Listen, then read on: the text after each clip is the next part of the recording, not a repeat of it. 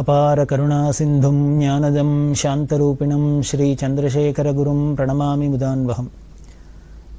பெரிவா சிந்து பல்கிற இடத்துல இருக்கிறதே தான் பெரிவாளோட பரமகுரு ஆராதனை ஆச்சு. அந்த ஆராதனைன்னு உடனே மகா சிவராத்திரி வரும். இந்த சிவராத்திரிக்கு பெரிவா அந்த முத்கலேஸ்வரங்கிற கோவிலில் இருக்கா. ரொம்ப பிராச்சீனமான பழைய கோவில்.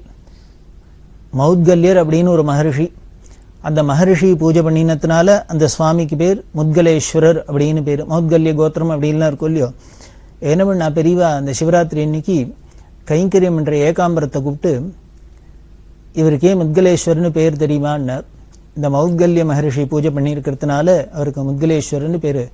அதனால நீங்க மௌத்கல்ய கோத்திரத்தை சேர்ந்தவா, அதனால உங்க கோத்திர ரிஷி பூஜை பண்ணின சுவாமி, அதனால நீ அவருக்கு இன்னைக்கு 4 கால பூஜையை பண்ணு அப்படின்னா.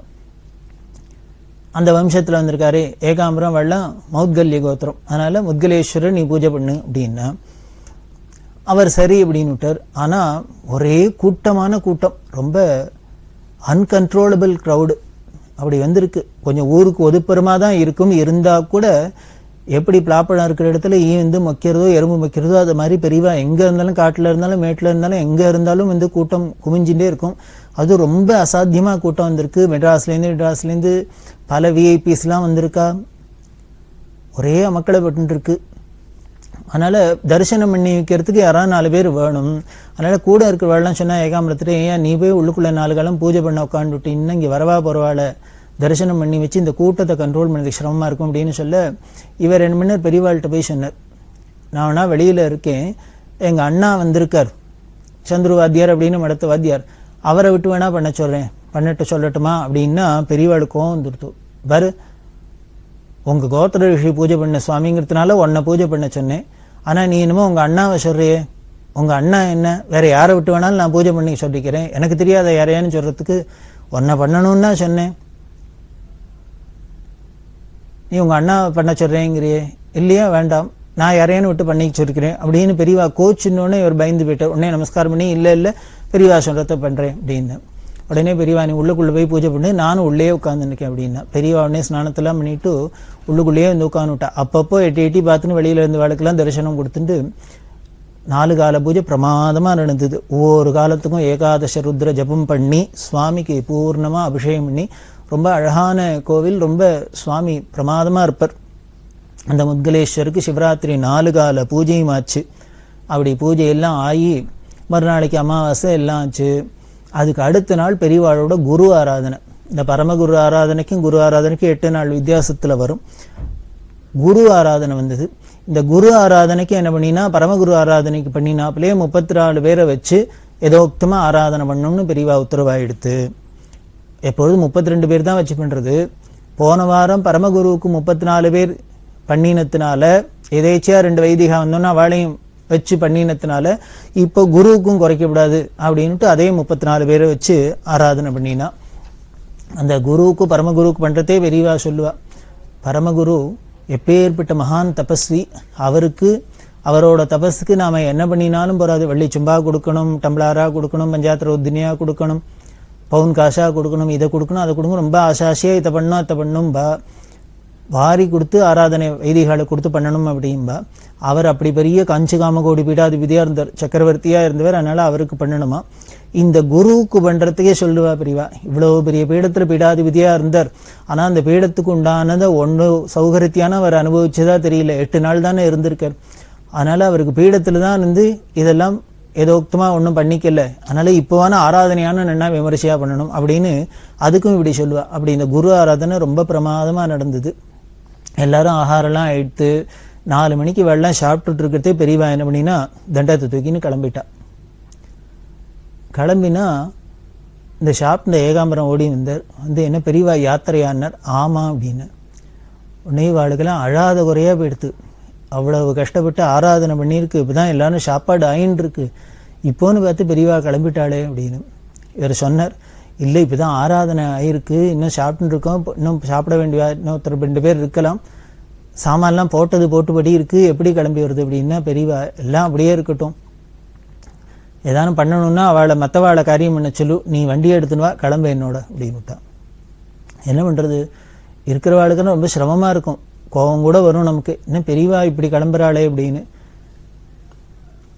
ஆனால் அதுதான் பெரியவாள்கிட்ட எதனால என்னன்னு சொல்ல தெரியாது. இந்த காரியம் ஆற வரைக்கும் இருந்துட்டு அதுக்கப்புறம் ஒரு க்ஷணம் இருக்க மாட்டான் அந்த இடத்துல.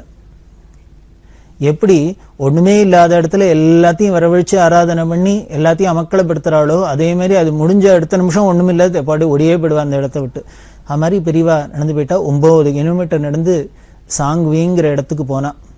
அங்க போனா அங்க போய் இருந்துட்டு அதுக்கப்புறம் சஹஸ்ரார்ஜுன் பாக் அப்படிங்கிற இடத்துக்கு வந்தா. அந்த சஹஸ்ரார்ஜுன் பாக்ல ஒரு கோவில், அந்த கோவில்ல தத்தாத்திரேயர் பிரதிஷ்டை பண்ணினா பெரியவாளுக்கு அவளுக்கு ஒரே சந்தோஷம். பெரியவா இருக்கிறதே பெரியவாளை முன்னால பண்ணணும் அப்படின்ட்டு அந்த தத்தாத்திரேய பிரதிஷ்டையை பெரியவா தரிசனம் பண்ணிட்டு அவளுக்கெல்லாம் அனுகிரகம் பண்ணிவிட்டு அப்புறம் மறுபடியும் திரும்பி ஷோலாப்பூருக்கே வந்துட்டா. ஷோலாப்பூர்ல அந்த பாலாஜி மந்திர்ல இருந்தா. அப்படி இருக்கிறதே பௌர்ணமி வந்தது, திருப்பி வபனம் வந்துடுத்து. வபனம் அந்த சாட்லா அப்படின்னு சொன்ன அந்த கம்பெனி இருந்தது, அதுல போய் பெரியவா வபனத்தெல்லாம் முடிச்சுட்டு அங்க ஒரு சிவன் லிங்க பிரதிஷ்டை பண்ணினா. இன்னைக்கும் இருக்கு இந்த சாட்லா கம்பெனியில ஒரு கோவில், சின்ன கோவில், சிவலிங்க பிரதிஷ்டை. அந்த சிவலிங்க பிரதிஷ்டை எல்லாம் பண்ணி அவளுக்கெல்லாம் அனுகிரகம் பண்ணிவிட்டு பெரியவா அப்படியே நம்மனா கோஆபரேட்டிவ் ஸ்பின்னிங் மில்ஸ் அப்படிங்கிற இடத்துக்கு வந்தா. அங்க இருந்து தன்னோட அனுஷ்டானம் எல்லாம் முடிச்சுன்னு கிளம்ப போறா.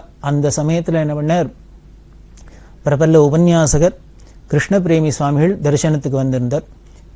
அவர் வந்தா பெரியவா அவர் வந்துட்டாருங்கிறதுனால என்னம்னா கிளம்பின பெரியவா அதே இடத்துலயே தங்கிவிட்டா. தங்கி பெரியவா மௌனமா உட்கார்ந்தா. இவரும் நமஸ்காரம் பண்ணினார், எல்லாம் பண்ணினார், பேசாத உட்கார்ந்தார் தரிசனம் பண்ணிட்டு.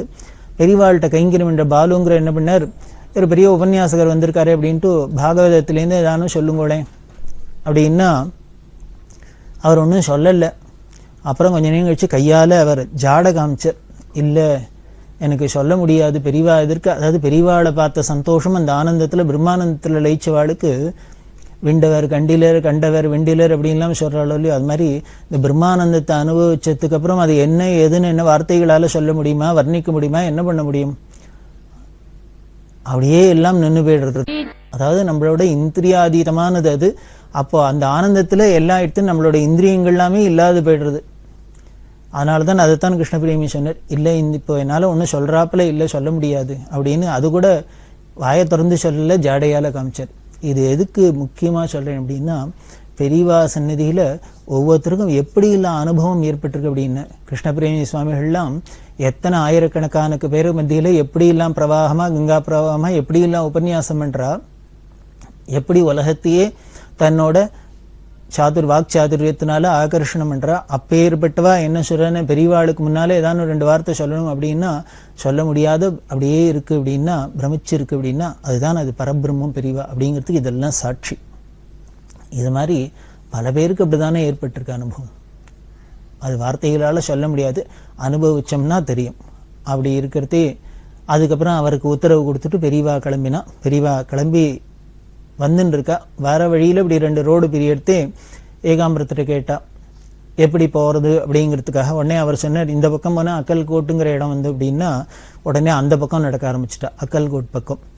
இந்த அக்கல்கோட்டுக்கு எதுக்காக அப்படின்னா, இவா இந்த சாங்வி ஷோலாப்பூர் இங்கெல்லாம் இருக்கிறது பார்க்கே அப்படின்னு ஒரு பக்தர், அவர் நிறைய ஹெல்ப் எல்லாம் பண்ணியிருக்கார். அவரோட உதவியில போய் பல கேம்ப் எல்லாம் ஊரெல்லாம் பார்த்துக்கிறதுலாம் ஏகாம்பரம் பண்ணியிருக்கார். இந்த பார்க்கே கூட வந்துருக்கார். அவர் என்ன பண்ணினார், இந்த கரஜால் அப்படிங்கிற ஊர்ல கேம்ப்ல இருக்கிறதே அந்த பார்க்கே பெரியவாளை அக்கல்கோட் வரணும் அப்படின்னு கூப்பிட்டார். காரணம், அங்க கஜானன் மகாராஜ் அப்படின்னு ஒரு பெரிய சாது இருக்கார், பெரிய தபஸ்வி சாது, பல பேருக்கு குருவா இருக்கார். அவர் இன்னும் பல தர்ம காரியங்கள்லாம் பண்ணிட்டு இருக்கார். அங்க வரணும் அப்படின்னு கேட்டு இந்த பார்க்கைக்கு உறவுகாரர் இந்த கஜான் மகாராஜ். இந்த கஜான் மகாராஜை பத்தி சொல்லி அதனால பெரியவா அங்க அக்கல்கோட்டுக்கு வரணும் அப்படின்னு கூப்பிட்டார். அதனால பெரியவா அக்கல்கோட்டு அப்படின்னு அங்க போக ஆரம்பிச்சுட்டா. அப்படி போற வழியில அந்த கஜானன் மகாராஜோட ஒரு கோஷாலை இருந்தது. அந்த கோஷாலையில வாசம் பண்றா, தங்கரா. இந்த கஜானன் மகாராஜோட அதுக்கு பேர் சிவானந்தாசிரமம் அப்படின்னு பேரு. அதுக்குள்ள போனா கோஷாலைக்குள்ள போய் இருக்கலாம் அப்படின்ட்டு போனா உள்ளுக்குள்ள நுழையறதையே குதிரை கணைச்சுது.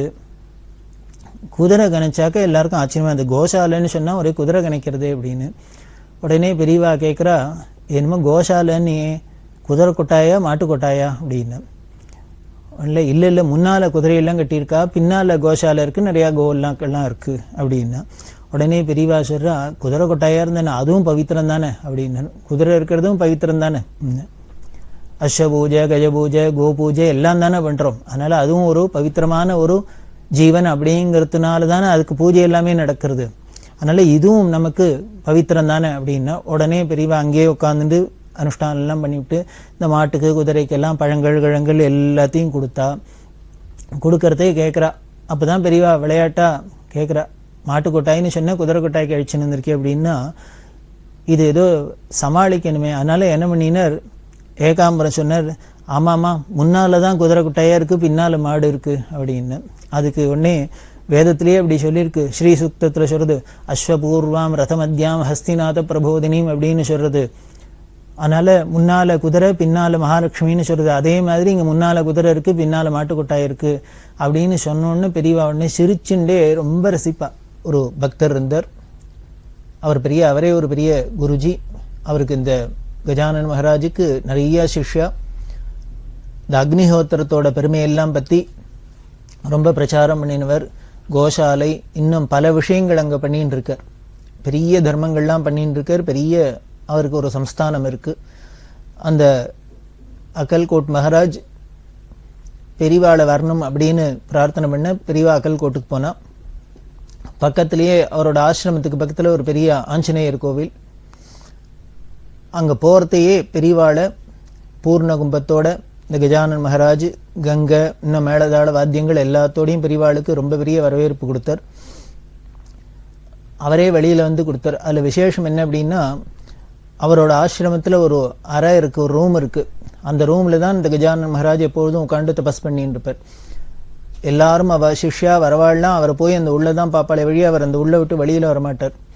அப்படி ஒரு விரதத்தோட அப்படியே இருந்திருந்தவர். பெரியவா வந்திருக்கான்னு பெரியவாளை அழைக்கிறதுக்காக மட்டும் வாசல்ல வந்து அவர் ரிசப்ஷன் கொடுத்தார். பெரியவாளை அழிச்சுன்னு போனார். அழிச்சுன்னு போய் உள்ள எல்லா இடத்தையும் சுத்தி காமிச்சு, அவரோட ஆசிரமத்துல என்னென்ன இருக்கு எல்லாத்தையும் சுத்தி காமிச்சு, அங்க ஒரு பெரிய மரம், ஆலமரம், ரொம்ப பழைய ஆலமரம், அதுக்கடியில ஒரு பெரிய மேடை போட்டிருந்தது. அந்த மேடையில பெரியவாளை உட்காத்தி வச்சு இவரெல்லாம் உபச்சாரம் எல்லாம் பண்ணினார். அந்த மேடையில என்ன விசேஷம் அப்படின்னா, இந்த கஜானன் மகாராஜுக்கு தத்தாத்திரேயர் வந்து தரிசனம் கொடுத்திருக்கார். இவர் ரொம்ப ஜபம் பண்ணவர், தப்பம் பண்ணவர் அப்படின்னு சொன்னோம். அவரே ஒரு பெரிய தபஸ்வி அப்படின்னு. அவருக்கு தத்தாத்திரேயர் பிரத்யக்ஷம். பொதுவாகவே மராட்டிக்காராளுக்கு கன்னடக்காராளுக்கெல்லாம் இந்த தத்தாத்திரேயர்ட்டு ரொம்ப பக்தி ஜாஸ்தி. இவருக்கு தத்தாத்திரேயர் பிரத்யக்ஷம். அந்த அரச மரத்துல அந்த மேடைக்கு அடியில தான் உட்கார்ந்துட்டு இவர் ஜபம் பண்றதே அந்த மேடையில் நின்று தரிசனம் கிடைச்சதா அவர் சொல்லியிருக்கிற பலதரம். எந்த இடத்துல அவருக்கு பரசுராமர் தரிசனம் கொடுத்தாரோ அதே இடத்துலயே பெரியவாளை உட்காத்தி வச்சு இவர் உபச்சாரம் எல்லாம் பண்ணினார். அதுக்கப்புறம் பெரியவா அந்த பக்கத்துல ஆஞ்சநேயர் கோவில்ல போய் அங்க தங்கி இருந்தா. இப்ப ஸ்ரீராமநவமி வந்தது. ஸ்ரீராமநவமிக்கு அந்த இடத்திலேயே இருந்து ரொம்ப பெரியவாளுக்கு திருப்தியா இருந்தது. இந்த அக்கல்கோட் மகாராஜை பத்தி சொல்லணும் அப்படின்னா, இன்னும் ஒரு பெரிய ஆயுர்வேத வைத்தியசாலை வச்சிருக்கா, இயற்கை வைத்தியம் பண்றா, இயற்கையிலேயே நேச்சுரலா உருவாக்குற இந்த மூலிகை பண்ணை எல்லாம் வச்சிருக்கா. அக்னிஹோத்திரத்தை அதோட பெருமை என்ன, அக்னி உபாசனையோட தாத்பரியம் என்ன அப்படிங்கறதெல்லாம் இங்கிலீஷ்ல என்ன பல லாங்குவேஜ்ல புக் எல்லாம் பண்ணி பிரச்சாரம் பண்ணிட்டு இருக்கா. அதே மாதிரி அவளுக்கு வெளிநாட்டுல எல்லா இடத்துலயும் பல இடத்துல பல சிஷ்யா. இன்னைக்கும் பல இடங்கள்ல பார்த்தீங்கன்னா எங்கேயானும் யாக யஜ்யங்கள்லாம் நடந்துன்னா அதுக்கு இந்த அக்கல்கோட்டுக்கு நாம போன் பண்ணி சொன்னா அவ நல்ல சுத்தமான பசு நெய்யெல்லாம் கொடுத்து அனுப்புறா. அப்படி ஒரு கைங்கறி எல்லாம் பண்ணிட்டு இருக்கா. அந்த இடத்துல இருந்து இந்த அக்கல்கோட்டு மகாராஜோட பெரியவா 3 நாள் தங்கி இருந்தா. அதுக்கப்புறம் அங்கேருந்து கிளம்பி வர வழியில ஒரு PWD குவார்டர்ஸ் பங்களா அதுல தங்கி இருந்தா. ஆனா அங்க ஸ்நானத்துக்கு முதலான அவங்க ஸ்நானம் பண்றதுக்கெல்லாம் வசதி இல்லாதனால என்ன பண்ணினா ஏகாதசி வந்துடுத்து. ஏகாதசி அன்னைக்கு அவங்க தான் ஸ்நானம் பண்ணுவா அப்படின்னு சொன்னோம். அதனால பக்கத்துல ரயில்வே ஸ்டேஷன் அக்கல்கோட் அப்படிங்கிறது மெட்ராஸ்ல இருந்து பாம்பே போற வழியில இருக்கிற ஒரு மார்க்கம். அந்த அக்கல்கோட் ரயில்வே ஸ்டேஷன் கேட்டை தாண்டினோன்னு ஒரு பம்ப் செட்டு, அந்த பம்ப் செட்டு ராஜா சாஹேப் அப்படின்னு ஒரு இஸ்லாமியரது, அவரோட வயல்வெளியில இருக்கிற ஒரு பம்ப் செட்டு. அதுல தொட்டி கிட்டிலாம் இருக்கும். அதனால பெரியவா ஸ்நானத்துக்கு அங்க போனா. அங்க போய் ஸ்நானம் பண்ணிவிட்டு அங்க ஜபம்லாம் பண்றதே அந்த ராஜா சாஹிபே வந்தார். அவர் வந்து தரிசனம் பண்ணி பெரியவாள்கிட்ட ரொம்ப பிரியத்தை காமிச்சிறவர். அவர் பிறப்பால ஒரு இஸ்லாமியரா இருந்தா கூட பெரியவாள்கிட்ட அப்படி ஒரு பக்தி ஸ்ரத்தையோட அவர் கைங்கரியம் பண்ணினர். பெரியவா ரொம்ப என்னமோ அந்த இடம் அவளுக்கு இஷ்டமா இருந்தது. உடனே என்னம்னா இங்கே ஏகாதசிக்கு ஜபம்லாம் பண்ணி பூஜையெல்லாம் பண்ணிட்டு திருப்பி பிடபிள்யூடி குவார்டர்ஸ்க்கு வந்துட்டு அப்புறம் திருப்பி சாயந்தரம் அதே இடத்துக்கே போய் அந்த பம்பு செட்டுக்கு போய் அங்கே அனுஷ்டானம்லாம் பண்ணிட்டு மறுநாளைக்கு அல்பத்வாதசிக்கும் இதே பம்பு செட்டுக்கு வந்து இங்கே ஸ்நான அனுஷ்டானம்லாம் பண்ணிட்டு இப்படி போயிட்டு 2-3 தரம் போயிட்டு வந்தா. இந்த ஏகாதசி அன்னைக்கு சாயந்தரம் அங்கே போய் திருப்பி ஸ்நானத்துக்கெல்லாம் போய் அங்கே ஜபம் பண்ணிட்டு இருக்கிறது பல பேர் வந்து பஜனை பண்ண ஆரம்பிச்சுட்டா, நாம சங்கீர்த்தனம். அதுல இந்த ராஜா சாஹேபும் கலந்துட்டு பாடினர். அவர் பாடுறதே ஒரு பாட்டு அவர் பாடினது, அது என்னோட தாத்பரியம் அப்படிங்கிறத சொல்றேன். அண்டமும் நீயே பிண்டமும் நீயே அப்படின்னு எல்லாம் ஈஸ்வரனான நீந்தான் அப்படின்னு, அதாவது அண்டத்துல இருக்கிற பெரிய அத்வைத தத்துவம், இப்படி உலகத்துல பிரபஞ்சத்துல இப்படி நானாவிதமா பாக்குற அண்டச்சராச்சரங்கள் அப்படின்னு, இது அத்தனையிலையும் என்ன இருக்கோ அதே தான் பிண்டம் அப்படின்னா நம்ம மனுஷ சரீரம் அதுக்குள்ளேயும் இருக்கு. இந்த பஞ்சபௌதீகமான பஞ்சபூதங்கள் தான் இப்படி அண்டச்சராச்சரமா விரிஞ்சிருக்கு. அதுவே தான் குறுகின ஃபார்ம்ல இப்படி மனுஷ சரீரமாவும் இருக்கு. அதனாலதான் அங்க இருக்கிறது உள்ள இருக்கிறது வெளியில, வெளியில இருக்கிறது உள்ள, அண்டமும் நீயே பிண்டமும் நீயே அப்படின்லாம் மகான்கள்லாம் வேதாந்தத்துல தத்துவத்தை சொல்றா. இதே இந்த ராஜா சாஹேப் பாடினா உருகி பாடினர். அதை கேட்டுட்டு பெரியவா வந்து அப்படியே உருகினா, கரைஞ்சு போய் சொல்றா, என்ன பக்தி பாரு அவருக்கு தான் அப்படின்னு பெரியவா அதை ரொம்ப ஸ்லாகிச்சு சொன்னா.